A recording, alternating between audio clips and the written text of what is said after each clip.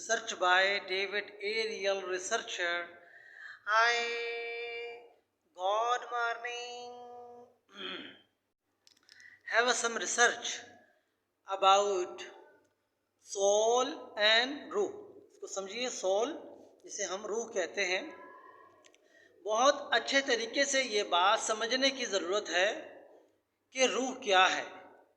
जब हम इस बात को समझने के लिए कुरान से पूछते हैं कि रूह क्या है, तो आपको मालूम है कि जैसे हम फातिमी हैं, मॉडर्न मुस्लिम ग्लोबल, तो हम लोग नबी जुना फातिमा ज़हरा के सदके हर बात कुरान पाक से लेते हैं.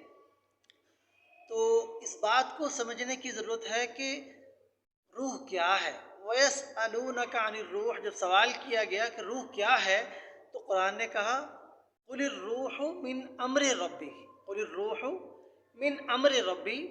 तो अम्र रब्बी आप जब समझेंगे कि रब्बुल इज़्ज़त का हुक्म, तो रब्बुल इज़्ज़त का हुक्म जो कुरान पाक में इसकी तफसील से बतलाया गया है कि रब्बुल इज़्ज़त का हुक्म शुरू में नहीं आया. पहले गोश्त का टुकड़ा छोटा सा बना, उसके बाद रब्बुल इज़्ज़त ने उसमें रूह डाली. ठीक है. अब रूह जो डिवाइड की वो किससे की?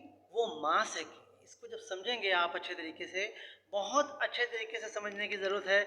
इसको साइंस भी इसी बात को करती है और कुरान पाक भी इसी बात से करता है कि रूह जो इंसान में है वो माँ से है. ठीक है.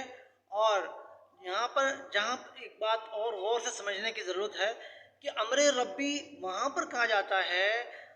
रब का, रब्बुल आलमीन के बहुत सारे सिफाती नाम हैं, जैसे सिफ़तुल्लाह है, सिफ़ातुर रहमान, बाकी जितने सिफाती नाम.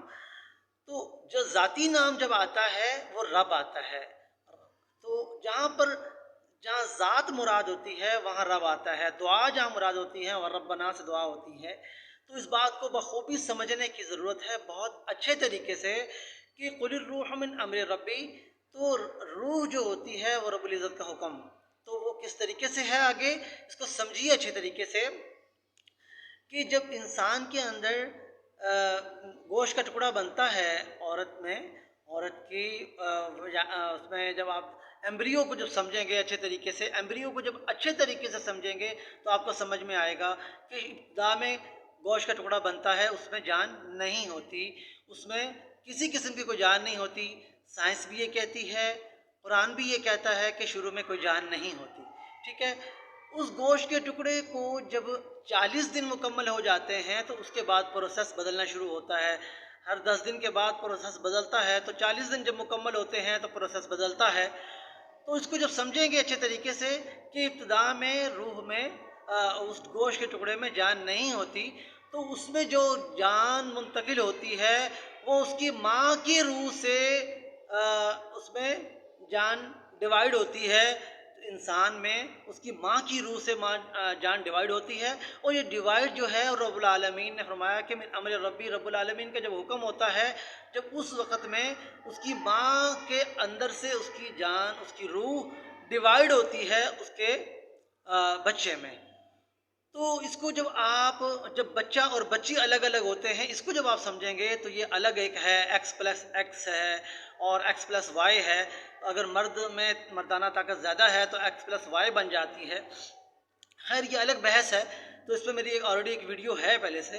तो मैं यहाँ पर ये कहूँगा कि हम लोग फातिमी हैं, हम लोग हस्ब व नसब शजर जो है वो माँ से तसव्वुर करते हैं. और इसी तरीके से बिलीव भी ये है कि क़यामत के दिन लोगों को उनकी माँ के नाम से बुलाया जाएगा. क्यों? कि इंसान के अंदर जो रूह होती है वो उसके माँ से डिवाइड हुई होती है, उसकी माँ की तरफ से उसको मिली होती है.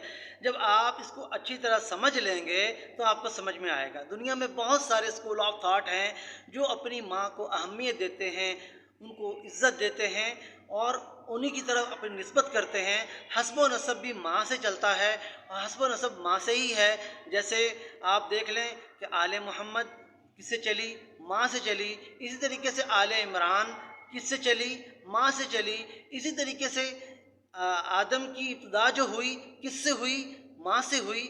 तो इस तरीके से जहाँ भी आप इसको तफसील से समझने की जब आपको ज़रूरत पड़ेगी, तो आपको ये समझ में आएगी कि इब्तिदा में माँ थी, इब्तिदा में औरत थी, औरत से इंसान बना, औरत से, क्योंकि बहुत सी जगह पर इस चीज़ को वाज़ेह किया गया है।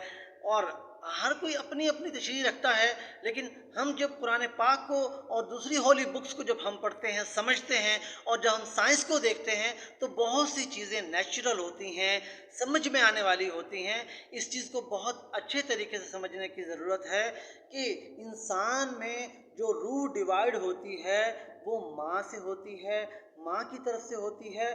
जो उसका प्रोसेस अगर आप एम्ब्रियो में देखेंगे, तो शुरू में आपको देखेंगे कि पहले गोश्त के टुकड़े में किसी किस्म की कोई रूह नहीं होती। तो इस चीज़ को समझिए अच्छे तरीके से।